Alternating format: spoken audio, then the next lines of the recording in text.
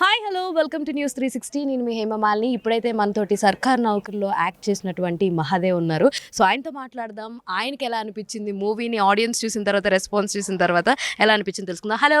Hello Hema Malini గారు. Thank you so much. ఎలా ఉన్నారు? Super fine. మొన్నే కదా అడిగారు. యాక్చువల్లీ మీ రోల్ ఎలా ఉంటుందో ఏంటా అని అనుకున్నాం అప్పుడు మాట్లాడినప్పుడు. బట్ ఇప్పుడు చూసిన తర్వాత ఇట్స్ లైక్ చాలా బాగుంది. సింపుల్గా పక్కింటి అబ్బాయి లాగా లేదంటే ఎదురింటి కుర్రోడ్లాగా ఉంది. సో మీరు ఏమన్నా లైక్ ఆన్ స్క్రీన్ వచ్చినప్పుడు కానీ లేదంటే సెట్స్లో కానీ ఎటువంటి ఇబ్బందులు ఏమన్నా అనిపించినాయా ఏదైనా పర్ఫామ్ చేసేటప్పుడు?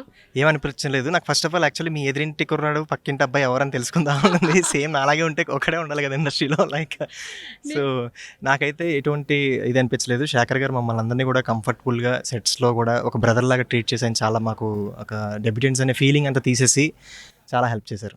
అంటే ఒక డైరెక్టర్గా ఆయన. సో ఈ సినిమాలో రాఘవేంద్రరావు గారు అన్నారు, నేను పెద్దగా ఏమి పండ్లు వాడలేదు, ఉసిరికాయ ఒకటే వాడాను, అది కూడా వాడాల్సిన చోట వాడలేదు అని చెప్పేసి అని అన్నారు. సినిమాలో అసలు ఎక్కడ వాడారా ఉసిరికాయ అన్న చూడడం కూడా మేము ఒక పాయింట్ లాగా భావించాం. అది మీ దగ్గర వాడారని బాగా అర్థమైంది. ఈసారి హీరోయిన్ కాదు హీరో మీద వాడదామని అనుకున్నారు.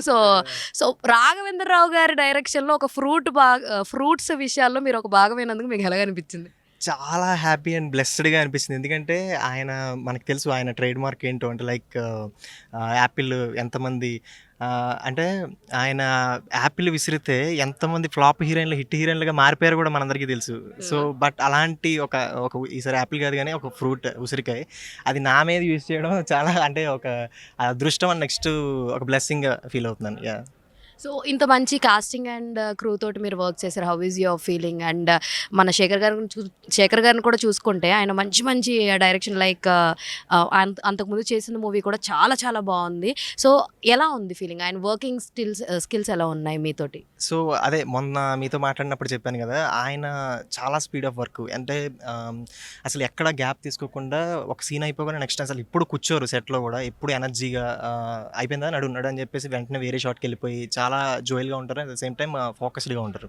సో ఆయన మా అందరికీ కూడా అంటే డెబ్యూటెంట్స్ అనే ఫీలింగ్ అసలు తీసేశారు అనమాట మొత్తం మా అందరి మధ్యలో.